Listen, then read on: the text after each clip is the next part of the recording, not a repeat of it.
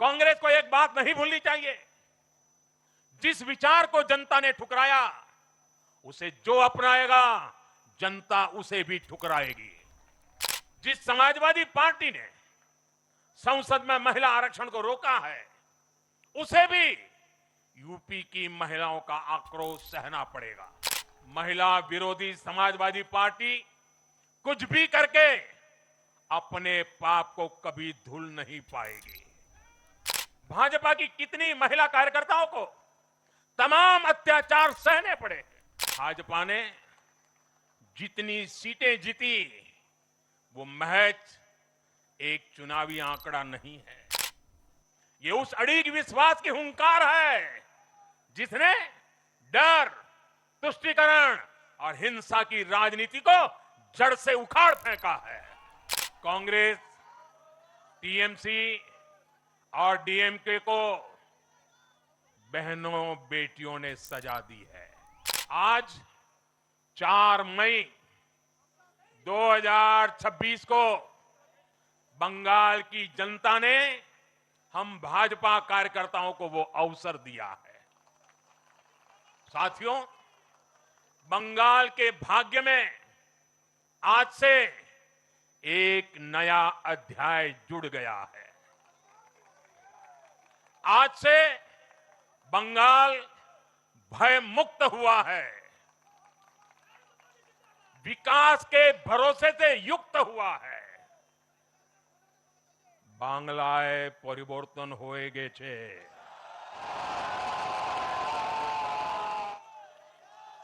साथियों, इस जीत के साथ साथ वंदे मातरम के 150वें वर्ष में भारत माता को और ऋषि बंकिम जी को बंगाल के लोगों ने अपना सादर नमन प्रेषित किया है। योगीराज श्री अरविंदो को भी मतदाताओं ने ऐतिहासिक श्रद्धांजलि दी है। साथियों, बंगाल में हमारे कितने ही कार्यकर्ताओं ने अपना जीवन इस जीत के लिए समर्पित किया है। भाजपा की कितनी महिला कार्यकर्ताओं को तमाम अत्याचार सहने पड़े हैं।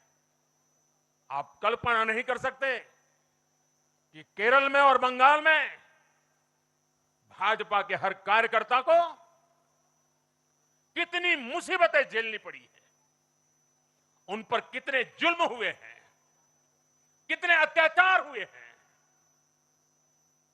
मैं आज बंगाल में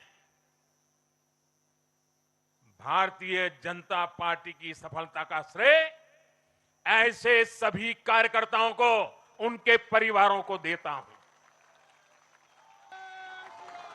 मैं जीत बंगाल की जनता को समर्पित करता हूं। साथियों, अभी 4 मई की यह शाम भले ही ढल रही हो, लेकिन बंगाल की पावन धरा पर आज एक नया सूर्योदय हुआ है।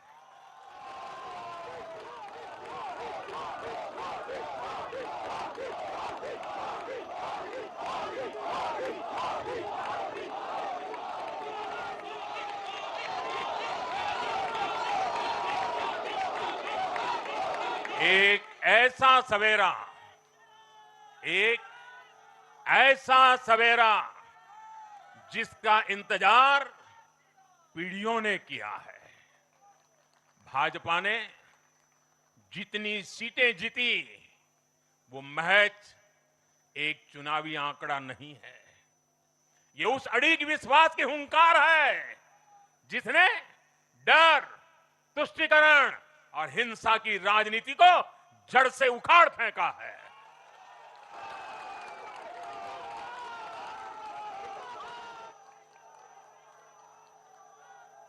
साथियों, आज से बंगाल के भविष्य की एक ऐसी यात्रा शुरू हो रही है जहां विकास, अटूट विश्वास और नई उम्मीदें कदम से कदम मिलाकर चलेगी।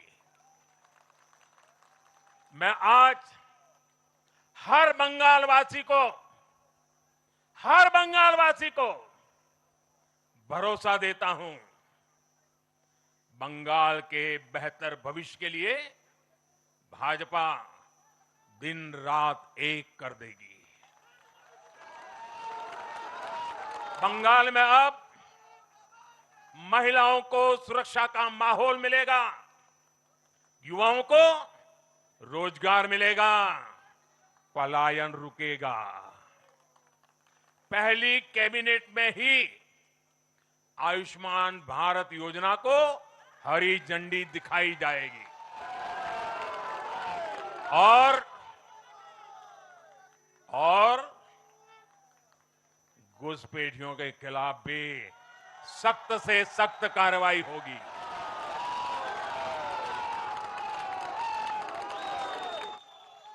साथियों, इस महाविजय की दहलीज पर खड़े होकर हम गुरुदेव टैगोर को भी याद कर रहे हैं।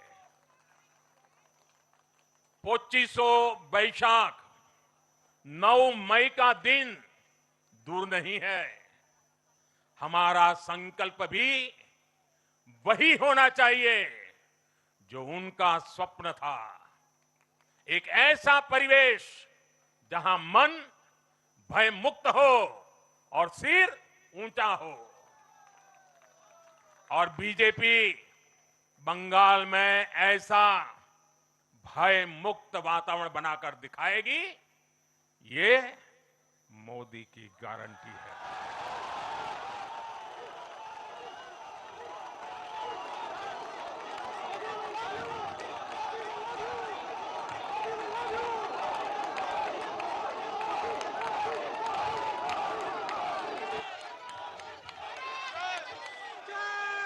साथियों, बंगाल के ये चुनाव एक और वजह से बहुत खास रहे हैं। आप याद कीजिए, बंगाल चुनाव के समय कैसी खबरें आती थी। हिंसा, डर और निर्दोष लोगों की मौतें। लेकिन इस बार पूरे देश ने एक नई खबर सुनी। पश्चिम बंगाल में शांतिपूर्ण मतदान हुआ।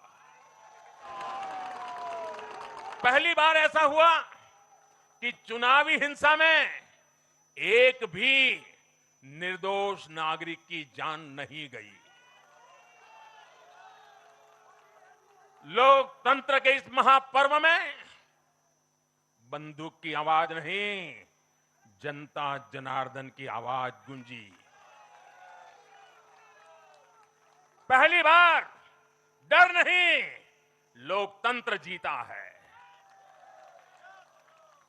साथियों, आज जब बंगाल ने परिवर्तन के नए दौर में प्रवेश किया है, तो मैं बंगाल के हर राजनीतिक दल से एक आग्रह भी करना चाहता हूं। बंगाल में बीते दशकों में राजनीतिक हिंसा की वजह से न जाने कितनी जिंदगियां बर्बाद हो चुकी हैं। मेरा स्पष्ट मानना है कि आज से बंगाल की इस चुनावी जो आदतें फैली हुई हैं, उसमें बदलाव आना चाहिए। आज जब भाजपा जीती है, तो बदला नहीं, बदलाव की बात होनी चाहिए। भय नहीं, भविष्य की बात होनी चाहिए। मेरी सभी राजनीतिक दलों के कार्यकर्ताओं से अपील है, आइए हिंसा के इस अंतहीन चक्र को हमेशा के लिए खत्म करें। किसने किसे वोट दिया, किसे नहीं दिया, उससे ऊपर उठकर बंगाल की सेवा के लिए काम करें। साथियों, इन राज्यों में चुनाव और उसके नतीजों की राजनीतिक एक्सपर्ट्स अपने अपने तरीके से समीक्षा कर रहे हैं। लेकिन इन नतीजों की एक और बहुत अहम बात है इनकी टाइमिंग। आप देख रहे हैं कि जब इन राज्यों में जनता वोट डाल रही थी तो इसी दौरान विश्व में क्या कुछ नहीं चल रहा था। जगह जगह युद्ध के सायरन बज रहे थे, अस्थिरता और अराजकता का माहौल रहा, वैश्विक अर्थव्यवस्थाएं संकट में दिखी और उस दौरान भारत का जन जन स्थिरता के लिए वोट दे रहा था।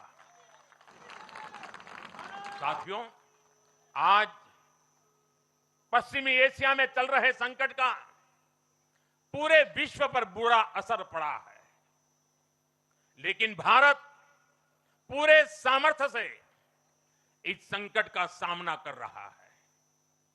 इस चुनाव परिणाम ने भी दिखाया है कि भारत इस चुनौती में भी एकजुट है, एक मत है, एक लक्ष्य से संकल्पित है और वो लक्ष्य है विकसित भारत। विकसित भारत का लक्ष्य लेकर के हम निकले हैं। साथियों, विकसित भारत के संकल्प की सिद्धि में पूर्वोदय का बहुत बड़ा महत्व है। जब भारत समृद्ध था, आर्थिक, राजनीतिक और सांस्कृतिक सामर्थ्य के चरम पर था, तो उसके 3 मजबूत स्तंभ थे। ये स्तंभ थे अंग, अंग यानी आज का बिहार, बंग यानी आज का बंगाल और कलिंग यानी आज का उड़ीसा। कलिंग उस समय हिंद महासागर के समुद्री व्यापार का एक छत्र सम्राट था। कलिंग के बंदरगाह पूरे एशिया तक भारत के उत्पादों को पहुंचाते थे। वही अंग सूत, रेशम और अन्य व्यापार के साथ साथ नालंदा और विक्रमशिला जैसे एजुकेशन सेंटर्स का भी हब था। और बंग वो सांस्कृतिक धरती थी जहां से भारत की आत्मा की आवाज उठती थी। साथियों, गुलामी के कालखंड में जैसे जैसे समृद्ध भारत के मजबूत पिलर कमजोर होते गए, भारत का सामर्थ्य भी क्षीण होता गया। इसलिए विकसित भारत के निर्माण के लिए इन तीनों स्तंभों का फिर से मजबूत होना बहुत आवश्यक है। और मुझे बहुत गर्व है कि अंग, बंग और कलिंग ने इस महाअभियान के लिए बीजेपी को चुन लिया है, एनडीए पर भरोसा किया है। साथियों, विकसित भारत के निर्माण का एक और महत्वपूर्ण पिलर भारत की नारी शक्ति है। नारी शक्ति अब विकसित भारत के निर्माण में तेजी से आगे बढ़ रही है। लेकिन नारी शक्ति की इस रफ्तार को कांग्रेस और उसके सहयोगियों ने कुछ दिन पहले रोकने का काम किया है। इन नारी विरोधी दलों ने संसद में नारी शक्ति वंदन संशोधन को पास नहीं होने दिया और इसलिए मैंने कुछ दिन पहले कहा भी था कि महिलाओं के आरक्षण का विरोध करने वाले ऐसे दलों को महिलाओं का आक्रोश झेलना पड़ेगा। आज कांग्रेस, टीएमसी और डीएमके को बहनों बेटियों ने सजा दी है। केरल में लेफ्ट के 10 सालों के कुशासन का फायदा कांग्रेस को जरूर मिला है, लेकिन मुझे विश्वास है केरल की बहनें भी अगले चुनावों में कांग्रेस को जरूर सबक सिखाएगी। साथियों, जिस समाजवादी पार्टी ने संसद में महिला आरक्षण को रोका है, उसे भी यूपी की महिलाओं का आक्रोश सहना पड़ेगा। महिला विरोधी समाजवादी पार्टी कुछ भी करके अपने पाप को कभी धुल नहीं पाएगी। साथियों, आज हम भारत की राजनीति में एक और बड़ा बदलाव देख रहे हैं। आज पूरे देश में एक भी राज्य ऐसा नहीं है जहां कम्युनिस्ट पार्टी की सरकार हो। एक भी नहीं है। ये सिर्फ सियासत का बदलाव नहीं है, ये सोच का बदलाव है। ये बताता है कि विकसित होता हुआ भारत किस दिशा में आगे बढ़ना चाहता है। आज का भारत अवसर चाहता है, विकास चाहता है, विश्वास चाहता है। आज का भारत प्रगति चाहता है, स्थिरता चाहता है। और आज का भारत ऐसी राजनीति चाहता है जो देश को आगे बढ़ाए। लेकिन साथियों, दुर्भाग्य से आज की कांग्रेस बिल्कुल विपरीत दिशा में चल पड़ी है। ऐसे समय में जब पूरा देश कम्युनिज्म से किनारा कर चुका है, कांग्रेस उसी विचारधारा को अपनाने में लगी है जिसे देश ने ठुकरा दिया है। जो माओवाद जंगलों में समाप्त हो रहा है, वो अब कांग्रेस में अपनी जड़ें मजबूत कर चुका है। और इसलिए कांग्रेस अर्बन नक्सलियों का गिरोह बनती जा रही है। कांग्रेस को एक बात नहीं भूलनी चाहिए, जिस विचार को जनता ने ठुकराया, उसे जो अपनाएगा जनता उसे भी ठुकराएगी। साथियों, आज देश का हर राज्य भी एक दूसरे से लड़कर नहीं, एक दूसरे के साथ मिलकर आगे बढ़ना चाहता है। इन चुनावों ने इस संदेश को भी बहुत स्पष्ट किया है। बंगाल, तमिलनाडु और केरल में जिन 3 सरकारों को जनता ने सत्ता से बाहर किया, उनकी एक समान पहचान थी, विभाजन की राजनीति। यही उनकी पहचान थी। उनकी राजनीति जोड़ने की नहीं, तोड़ने की थी। कभी भाषा के नाम पर विवाद खड़ा किया गया, कभी खाने पीने की आदतों को लेकर समाज को बांटने की कोशिश हुई, और कभी अपने ही देश के लोगों को बाहरी तक कहा गया। लेकिन भारत की जनता ने इस राजनीति को साफ जवाब दिया है। देश ने बता दिया है कि उसे विवाद नहीं, विकास चाहिए, विभाजन नहीं, विश्वास चाहिए।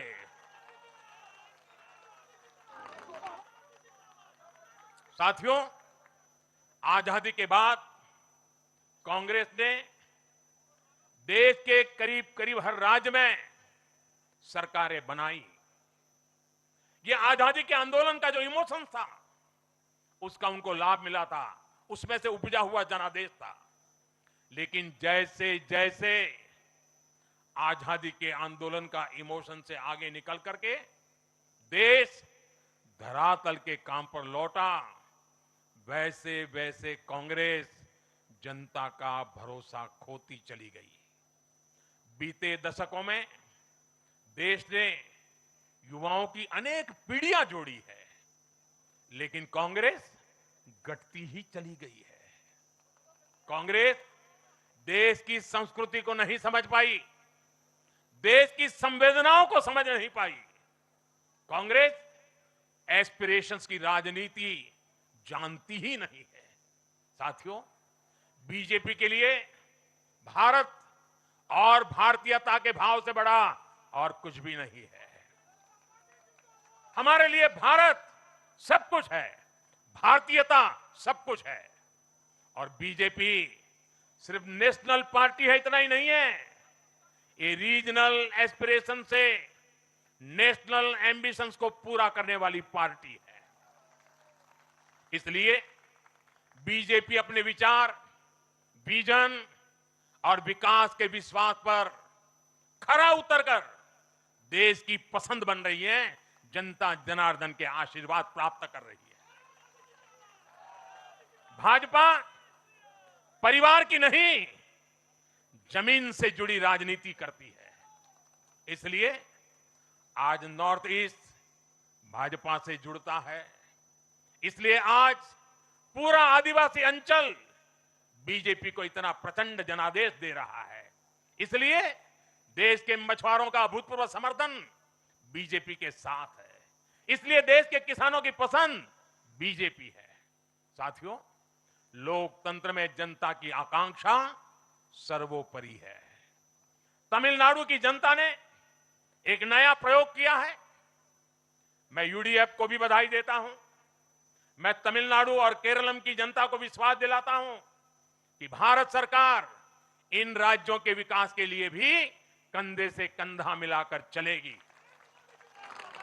साथियों, हम बंगाल, असम और पुडुचेरी की जनता की हर उम्मीद, हर अपेक्षा को अपनी सेवा से पूरा करेंगे। इसी विश्वास के साथ बंगाल, असम और पुडुचेरी में एक बार फिर से बीजेपी एनडीए को विजयी बनाने के लिए, लोकतंत्र को विजयी बनाने के लिए मैं सभी नागरिकों का, सभी मतदाताओं का और सभी देशवासियों का हृदय से आभार व्यक्त करता हूं और सर झुका करके उनका ऋण स्वीकार करता हूं। मेरे साथ बोलिए, भारत माता की, भारत माता की, भारत माता की। वंदे वंदे वंदे वंदे वंदे वंदे।